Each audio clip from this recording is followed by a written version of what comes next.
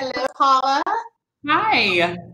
All right, we are live, and I want to welcome everybody to our webinar today. The title of it is Why Worry? And of course, we have so much to worry about. I'm so honored and privileged to welcome our guest today, Dr. Paula Miltenberger, who is a very well-respected psychologist in our community, also happens to be a friend of mine. And so I appreciate her taking time to come be with us. I'm Jennifer Hargrave. I'm the owner of Hargrave Family Law. I have included a link for Paula's website, the womensmentalwellness.com, and she has a lot of great resources on her website for dealing with COVID. I've also included a link to my law firm's website, and so we hope that you can check that out and get some additional information. As we get started today, I just wanted to let you all know, if you've joined us before, you know the format. So we're going to spend some time talking, and we hope that you will join us by asking questions. So you can either plug your question in to the chat, or you can put a question in down below, and we will make sure that we take time to carve out the questions to answer those questions. So welcome, Paula. Thank you so much for being here. No, thank you for having me. I think it's a worthy topic. It is. And so, you know, anxiety is definitely running rampant right now, and it's something that we've been talking about. I know I feel it. The other thing I notice is not only am I feeling it in myself, but I also notice it's incredibly contagious. If I see other people feeling anxious, you know, that I kind of absorb that. It's kind of like a yawn, right? Mm-hmm. So talk to us a little bit about what is anxiety? Like, where does it come from? Well, I mean, I think it comes from kind of two different places. Oftentimes it comes from worry, right? Which is kind of that cognitive thinking about like what if or kind of worst outcomes. And then a lot of times I think it'll just come from stress, right? There's sort of like that physical threat. And so both of those symptoms are going to oftentimes lead to anxiety. What do we do with it? I mean, what do you see? Maybe let's start by talking, what are some maladaptive things? What are common ways that we humans deal with that anxiety, and what kind of an impact does that have when it's not a healthy response? Well, I mean, I think a lot of times people will cope with it, right, in ways that are not healthy, whether that's kind of alcohol. Sometimes, you know, we isolate ourselves. We kind of can just let it really consume all of our thoughts, right? So we sort of think that the more I worry, the more that it might help, or I can think about different scenarios, and really none of those really are going to be helpful. It is sort of a funny thing, because I know worry feels like it should be productive. Like if I'm worrying about this, I'm thinking about it, and that somehow helps my situation. But tell us what the experts say. I mean, does it have any useful benefits to our mental health and well-being? Well, I mean, I think if we think about right now, right, there are things with our given situation that we can worry about and we can actually take action upon, right? So if we're worried about getting the coronavirus, then there are some action items I can do, right? I can socially distance. I can make sure that I'm sanitizing and washing my hands. And so in that respect, worry is helpful. It's sort of when we get over into that area where that worry becomes more hypothetical and we're not really focused on real problems that we can solve. So you and I were talking earlier, an example of that might be, you know, worrying about if I get coronavirus, so I go to the hospital and they don't have enough ventilators, right? Right. That might be a worry that's out of my control, but I might be ruminating on it, right? It's probably something that's going around in my head. You've developed a really useful tool called a worry tree that I saw on your website. Talk to us about that. What is the worry tree? Yeah, well, it's a tool. I didn't develop, but it's a tool, and I've got it posted. I've got it posted on my research page, and it really, what we want to think about is we've got like all these worries right now going through our mind, you know, and if we think about it, they're like in a big bucket. And then we have to look at those worries and say, okay, can I do anything about these worries, you know, and probably half of those worries you're going to look at and say, yeah, there's problems and steps that I can do that can do something to impact that. And if they are, I'm going to write those steps down and then I'm going to do it. And if I have to delay it, then I'll set that time and I'll take those steps later. But then we've got this other side, the other half of worry, which is really our hypothetical worries that we can't do anything about. Usually those are the worries that we're catastrophizing about, the what ifs. And what I found helpful working with my clients is to say, okay, I'm going to take a list of those each day and I'm going to write them down, but I'm going to postpone them. And I'm going to really set aside a time each day and call it my worry time. So maybe that's going to be at 5 o'clock in the evening and you're going to say, all right, I'm going to allow myself 15, 30 minutes to sit it down and have my worry time. I'm going to look back at that list of all those things that ran through my mind during the day and say, okay, well, did I miss? Are there any of these items that I can take action on? And if they're not, look back and say, are they still as emotionally charged as they were at noon today when that thought came up? And I think most of the time we'll find that they're not. But we really just want to keep naming those worries, keep reminding ourselves that is a hypothetical worry. Yes. Are those things happening to people? Are people ending up on ventilators? Are, relatives getting it? Absolutely. But right now in your world, that's a hypothetical. So we don't want to let those type of worries consume our mind. I really like that idea of allowing space to go ahead and just kind of lean into those worries, right? Get them all written down and think about them proactively. I think that can be really helpful. I know so often, thoughts come into my head and I don't want to think about them and I just try and push them away, but that doesn't really seem to work, right? Somehow. If it did, it would be amazing, right? But it doesn't, you may kind of say to yourself, oh, that's not going to happen and reassure yourself, but typically they're going to keep coming back around. It's kind of like trying not to laugh. So it's telling somebody not to worry isn't at all helpful either, right? Saying, don't worry, you've got nothing to worry about. But I think that's a great tool. What is the difference between worry and anxiety?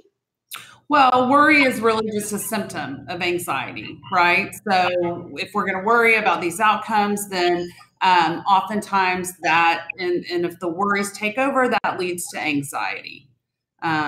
So it's just a symptom of anxiety.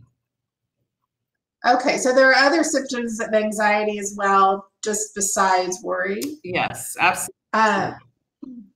Can you describe some of those other symptoms and what that looks like? And maybe what I'm getting at is when do we need to be concerned or maybe reach out for help, like when we're not able to manage it ourselves? Yeah, so there's definitely a spectrum of anxiety, disorders and different things that will fall under that.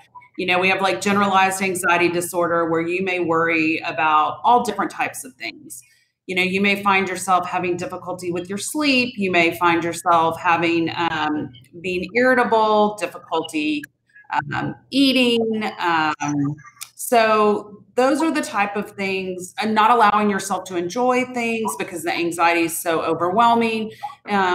We may have individuals right now that are experiencing panic attacks, that are really brief episodes where their anxiety is so high that, they find that they have all these physical symptoms because they're kind of getting a dump of adrenaline in their body.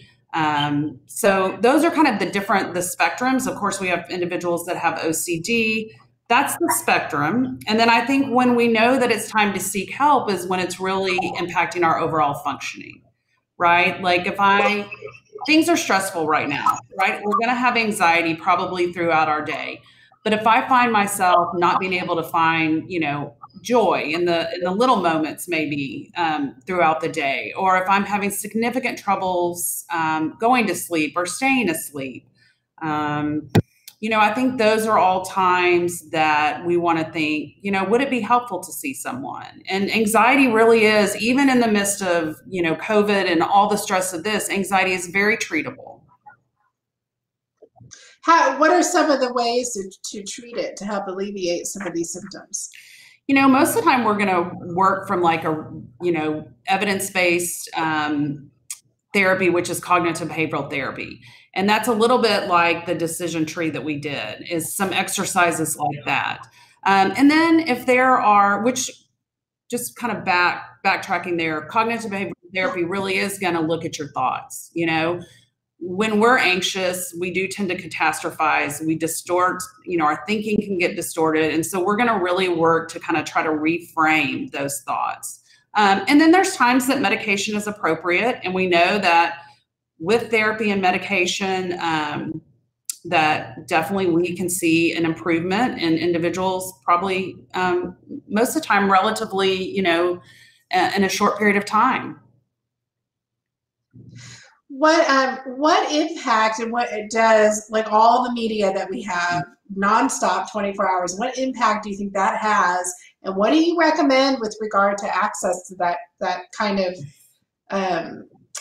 news? Oh my gosh. Well, I mean, first of all, we can all get sucked into it, right? I mean, even if we don't have the TV on, I can pull up my phone and look at Facebook, and there's all kind of things popping into your feed or popping up on the news. And, it's not really most of the time the positive things when it's kind of talking about what's going on with the virus. I mean, so really, most everybody's heard, but sometimes it's hard for us to do that. We do want to limit our exposure to this.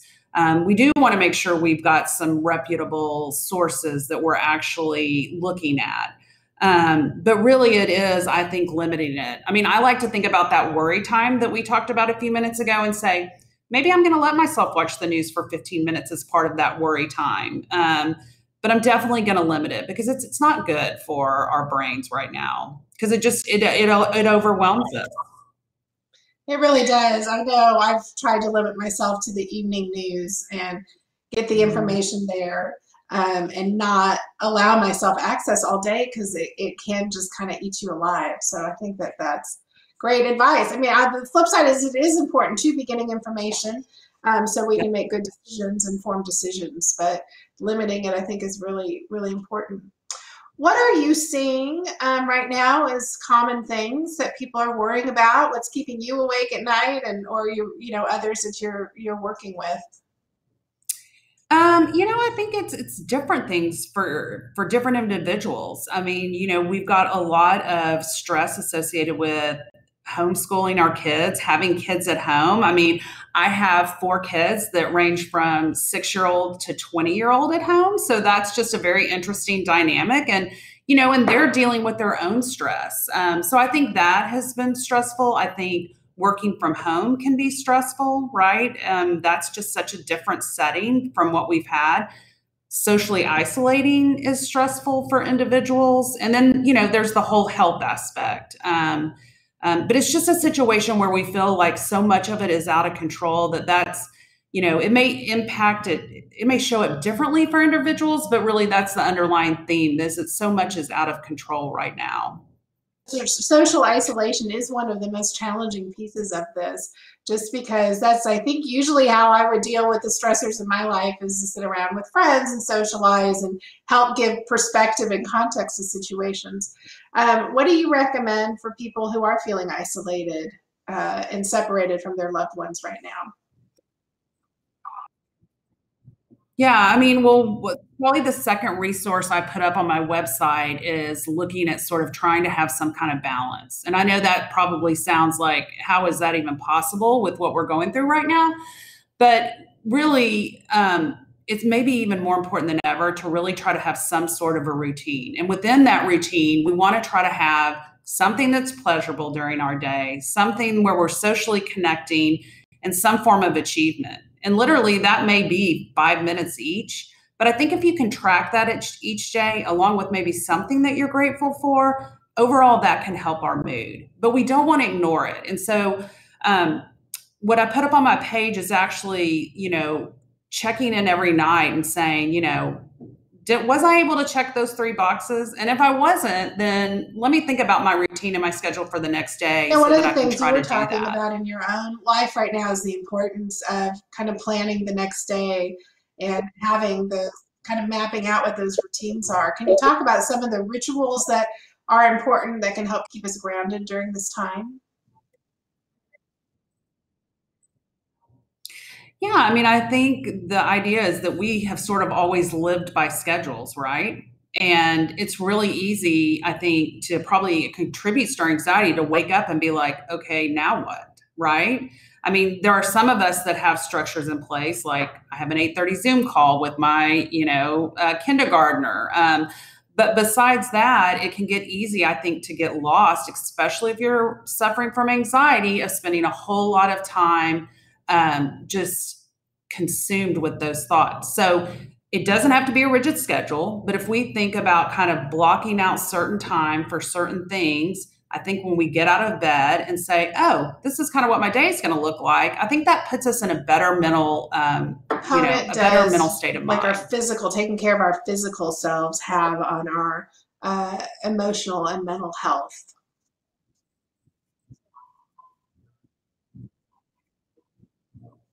Oh, I mean, it has a huge impact on it, right? I mean, right now we probably all have a lot of cortisol and adrenaline at different times of the day that are kind of dumping in our system, and physical exercise is great for burning some of that off. I mean, I think that's one of the biggest ways that I'm working to cope with that is just to get outside and kind of clear my mind, and not feel sort of like, okay, we're kind of trapped.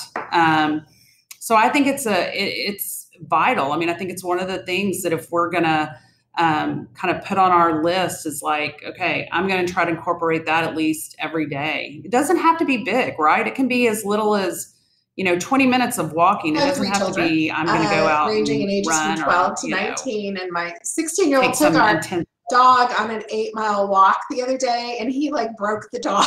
She came back and she was so tired. It's taken her 4 days to recover. She's usually right next to me, but she's still too tired to get up. So might not be the time to launch into preparing for a marathon if that's not your usual.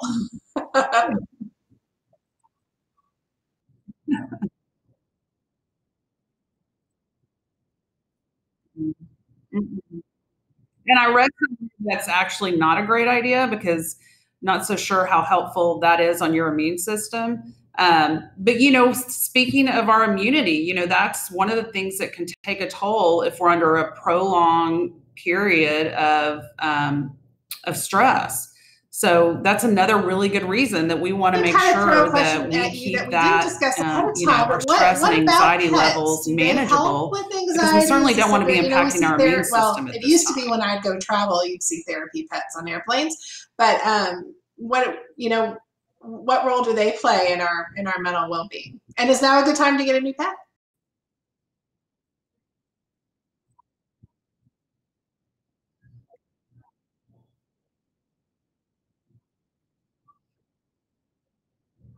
Ooh, I don't know about now. It's not time to get a new pet. I mean, right? Because it depends on each person, but there certainly are stressors that go along with getting a new pet. And right now my motto is, what can I actually take off my plate that's causing me stress? But there definitely are benefits of pets. I mean, you see that all over. People do have support pets. You see people taking them to hospitals and to patients. I mean, they have a very calming effect, and it's a healthy way. It's an attachment and it's a calming effect that I think it can be very helpful. So maybe if you don't have a pet, borrowing one from a friend, a cat. She causes me a great certainly we have time to train a pet. It just would be how much stress you think that would I do want to talk a little bit when we're talking about physical health. We just talked about physical activity. The other huge component of that is sleep and the impact that has on our overall well-being. And I'll let you talk a little bit about that, and I have some follow-up questions. So.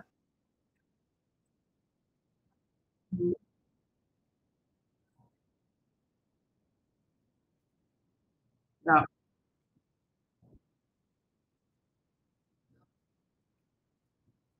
Okay. Well, I mean, definitely sleep is impacted by anxiety. I mean, you can see it in your ability to fall asleep. You can see it in your ability to stay asleep.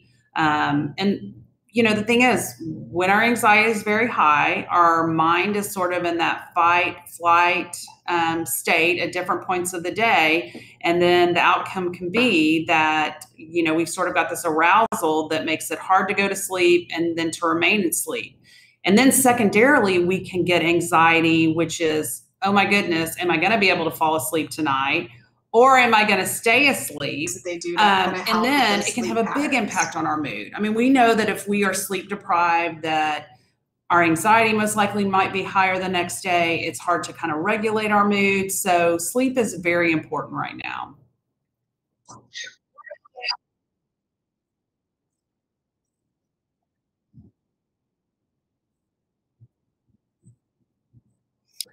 Well, I'm a big fan of trying to kind of wind down. I mean, we know all the basics, right? Like screens, unwinding from that, not right before we're planning on, lying down. I always suggest, like, if you've got some worries right before you bed that, can have action items, jot that down. But I'm a big fan of taking like an app like Calm and doing some type of relaxation meditation, once I'm actually in bed. We know if we wake up in the middle of the night, I think it's just reminding yourself that, like, whatever's running through your mind, because that's what happens. We wake up in the middle of the night, things are running through our mind. We want to say to ourselves, label it. All right, that's a hypothetical worry. I'm not going to spend much time on that. Or, okay, here's something I can have action on. Stress. Let me jot it down. The other thing I have found helpful is where I can I think the thing you wanted to say is it's just to go ahead and sleep. let myself sleep. You don't want to get into that, oh my gosh, this is something horrible, I'm not sleeping. It's like, okay, I'm not sleeping. Maybe I need to get up. Maybe I need to pick up a book. Kind of letting up but I will go back to sleep. Demands that I'm used to having, right? Yeah, and I don't think that's a bad idea at all. What you and I talked a little bit about this, and I'm not going to ask you to interpret dreams, but I do want to talk about the impact that anxiety might have on our dreams, how it might show up in that part of our lives. Yeah, and I don't think that's a bad idea at all.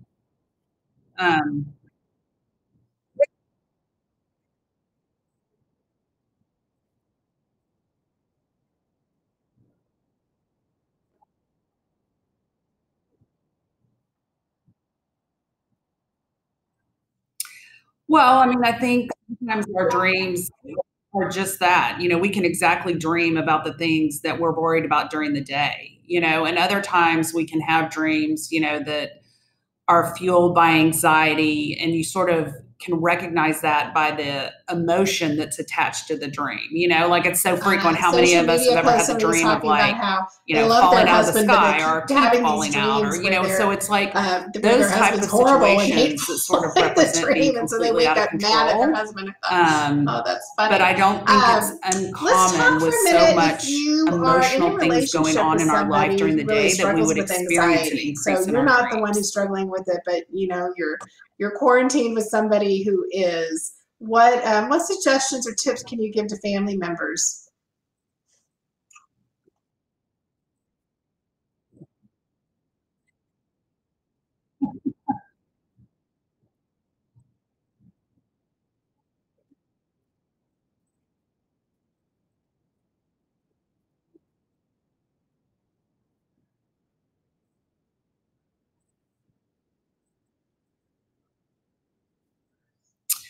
Well, I mean, I think the one thing is reassurance doesn't really last very long, right? So it temporarily will help, but it doesn't last very long. And I encourage, the women that I see, if they're open to it and they're willing to ask their partner to help them label it, to help them say, I'm reminding you, this is just anxiety. Now, we don't want to do that in a belittling way, and that all depends on the dynamics in your marriage. But it is helpful to sort of have that reminder, because we can get lost in those thoughts and they can consume us. And another big part is just sharing it, because when we sort of keep all that in our own mind, it becomes so overwhelming. But sharing our feelings can be really helpful. I think, to help sort of lower that. And then just to help remind that, like, we all have anxiety. The goal is not that we're going to eliminate our anxiety right now, Conflict right? that It's just we how are create we in going our to households manage is it? because we're not talking Or about things, asking the but to be spouse what able you to need. Like, frame it in when a I'm healthy anxious, this is way what is can helpful. really You know, be incredibly telling your helpful. spouse, like, if I tell you Real that I'm quick, just I anxious, want to what's touch helpful to me on is just to children say, and you know what what, it's anxiety okay, I'm looks like here in for kids, you. how it might show up So differently sometimes than it's it very does hard in for us to adults. tell people what we And need if from you have them. kind of any And comments about it's pretty hard for what we need people to to keep an eye assume. open for with our children.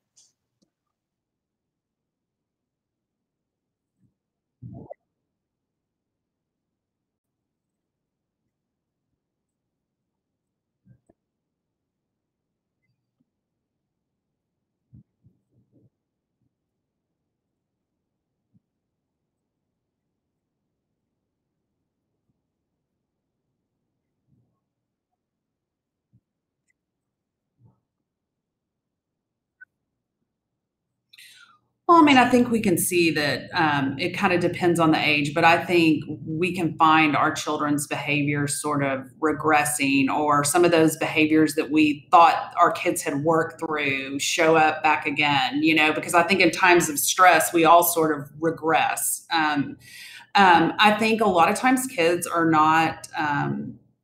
It's not as easy for them to talk about their feelings. I've got a resource on our page that's mainly for younger kids, but I can put up some other ones that really is a workbook to go through and help them talk about their feelings, because there's a lot more in there than we really know. And so checking in with them, and, you know, sometimes our older kids minimize it and don't want to talk about it, but I think just trying to open that up, you know, what have you heard about it? Because I think our kids are picking up Asking for more a than we high low think, each day at the dinner especially those table. kids that are on social And I media think that are that's old enough. great. And The dinner so table it's just is having a has space been a of great being able resource to in my say, family hey, for tell sitting me down what and you've having heard, or tell conversations me, like, is there anything that we're you're not worried accustomed to having about? because we're used to everybody being so You busy. know, So that's so been one of those are the the things I think that nice we can see from our kids. outcomes of But this. sometimes our children who are And worriers sort it's of okay internalize it to and don't stop and really necessarily appreciate aren't the good talking about it parts, as right? I much. mean, I'm So sure you're seeing giving that, them an you know, there are opportunity in a some good space, things I to think, come can out be of really this. helpful.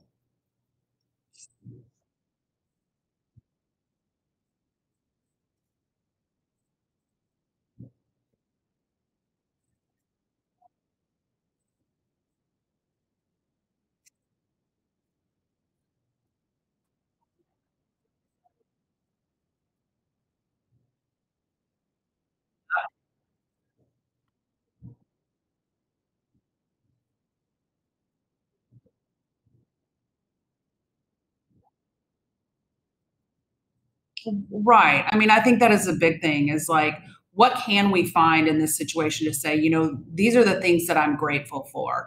And really also not losing optimism. Like, oh no, there just goes my automatic light. Hold on. Do you have any Okay, real books life or problems. resources that you So, often recommend for but people? I not didn't ask you losing that ahead of time, so optimism. it's not Like, really we a fair don't know question to exactly pitch to how you. all this But will I play thought out, maybe but you being might able have to say, you know some what, I am optimistic. I'm suggested optimistic books or about reading on the a topic of vaccine. I'm worry. optimistic about testing. Like, I'm optimistic that we're going to come out of this stronger individuals, or that we will have learned something from this. Or, I mean, I think about, what will my kids have gained from this experience, even though it's been difficult. So we also definitely want to figure out how to kind of try to keep an optimistic state of mind.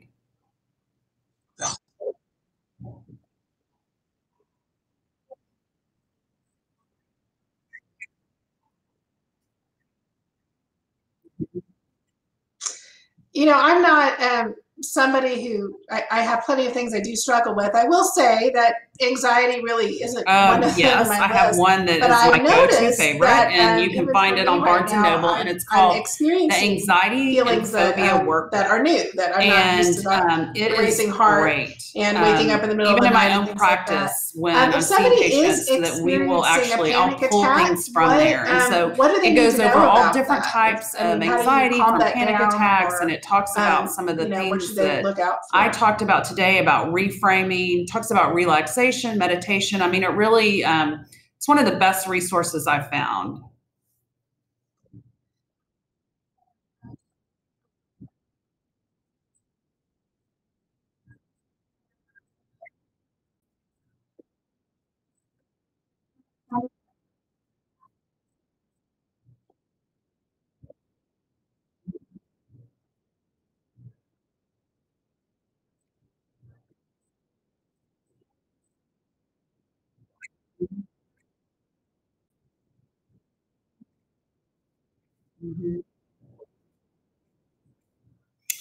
Well, I mean, that's one of the best things about that workbook is that it actually goes through each symptom of a panic attack and tells you what is occurring in your body that causes that causes that symptom, right? Because we tend to immediately catastrophize that, there's something horrible happening. And we get that feeling of doom and what if, right? What if I'm having a heart attack? What if I pass out? What if I'm dizzy? I mean, I think one of the best things you can do is actually sit Right. down and I really know do Dr. some Heather deep Carroll breathing, just right? recommended And tell also yourself, Conquer Anxiety you know with what, Book here's what's going Routine. on. So that sounds like I've a got a great lot of resource, cortisol dumping, adrenaline dumping in my Katie. body, and let me do some deep breathing. And tell yourself, like, this is not, although it feels like a very dangerous Awesome. situation, Good. this is not a dangerous Excellent. situation. Well, we still have time for some questions. So really trying to But why reframe don't you that. tell Of us a little bit course, about your you would want to have practice yourself and checked how out by a you medical got professional. into But if we know that this is what psychology this is a panic attack, where you're located. I I'd like really to just hear a little bit about recommend that app Calm has a great 3-minute, emergency stress reliefs, just some good tools like that.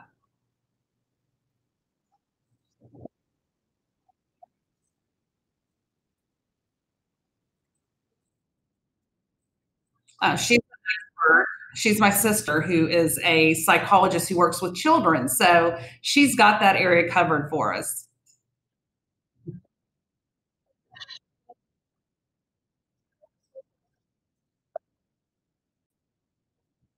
Mhm.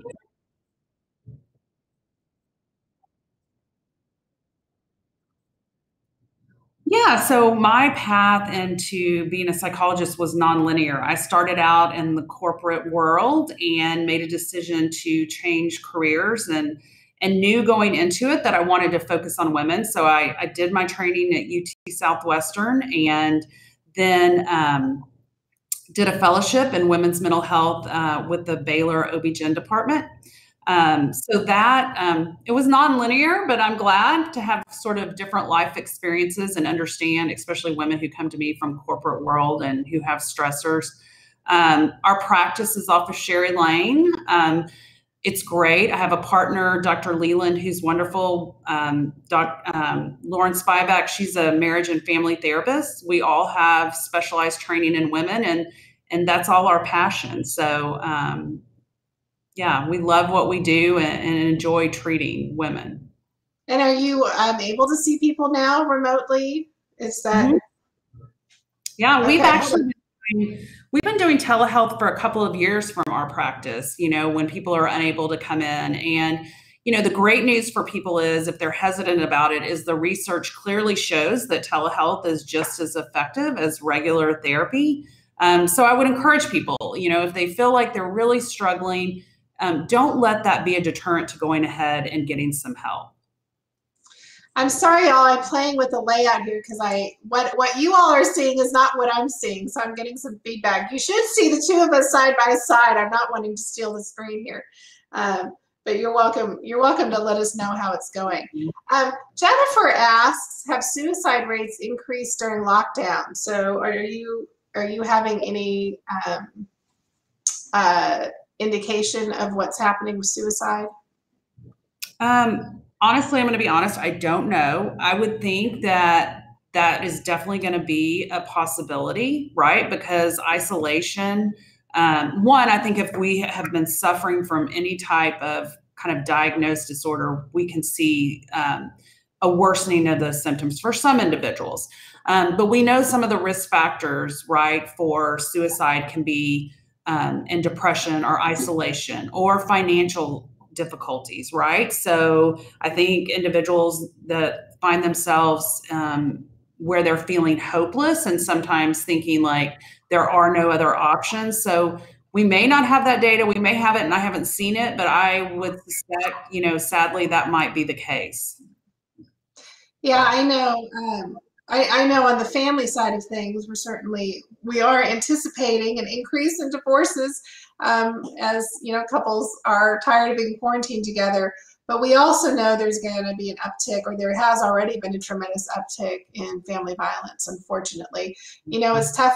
These are tough times for people to handle, and if you don't have good coping skills, they resort to maybe some destructive patterns. Kaylon asks, what advice do you have for couples that both have anxiety with different triggers at the same time while in quarantine? So yeah, that could be a tricky thing to navigate. Right. And by the way, it can be especially difficult for couples because a lot of times anxiety can come out in irritability, right? So, and kind of having a short fuse. So that really can kind of magnify those problems. I mean, it goes back to communication. I think being able to sit down and say, I think everybody has a different probably tolerance for disinfecting in the home, right? And just in our home, that was something that initially we had to kind of work through, being a mom with 3 boys. They didn't necessarily see it my way. And so we had to have a talk about it that, their lacks of that caused me some anxiety, and I really needed to help. I needed their help. And so I would just say communicating about it. And sometimes, not always, but sometimes men have a harder time doing that. So really sitting down maybe and starting that conversation and saying, you know what, here's what causes me anxiety. Is there anything that I do, and how can I be helpful to you? Allison asks a really good question. The sales of alcoholic beverages are up during this pandemic.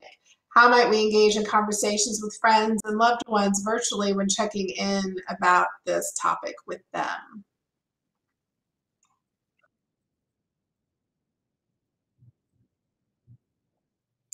Yeah, well, I mean, I think definitely if you know someone that's struggled with it, you want to make sure, checking in, are they doing the things? I mean, like I know that there are virtual AA meetings and different things. There's even virtual outpatient programs that if someone hasn't been in treatment and needs to go into treatment. I think conversations, just talking with friends, like what are the healthy things that we can do? I mean, going back to the immune system, too much alcohol can impact our immune system. But even saying like, here's what I found, like drinking doesn't necessarily make it better. Actually drinking, alcohol can interrupt our sleep. And so it's maybe just having conversations and maybe not directly coming out and saying, hey, I'm worried about your drinking. You can do that, but maybe encouraging, saying, hey, what might we do tonight to try to like cope with this in a way that besides drinking? What are some other options we can do, and try to connect other than that? Because I know that there's a lot of people and it's fun that they're having a lot of Zoom happy hours. Zoom happy hours. I will say one thing I've gotten to do, and it's been surprisingly satisfying, is I have a group of ladies and we've been playing cards. And so we get together, there's an app to play cards on, and we'll connect via Zoom. But, it's just nice to have something recreational to do besides just Zoom meetings. So I know there are other ideas out there. If you all have any other ideas, we would love for you to post them and share them. I think this has been really helpful, Paula. Again, I want to point everyone to Paula's resource page where you can get a copy of the Worry Tree. When I took a look at that, I just thought, oh, that's such a good resource for framing. Is it something I can do anything about? If it is, great, then write down the things I can do. If it's not something I can do anything about, then shut it off. But it's not shut it off. You need to allow yourself some time to think about it. So I think that's a great takeaway. Any other words of wisdom as we close out our time for today?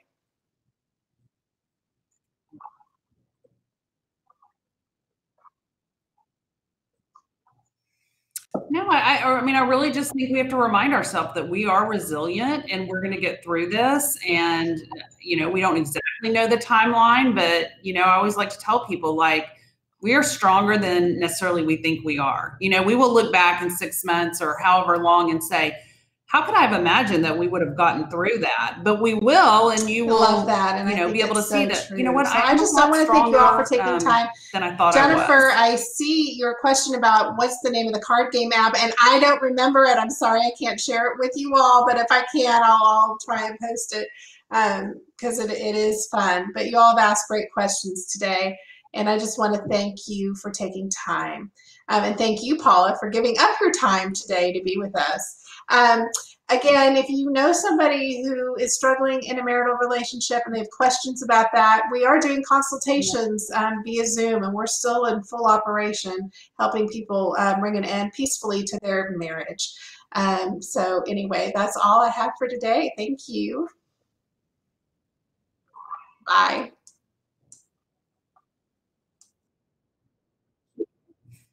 Bye bye.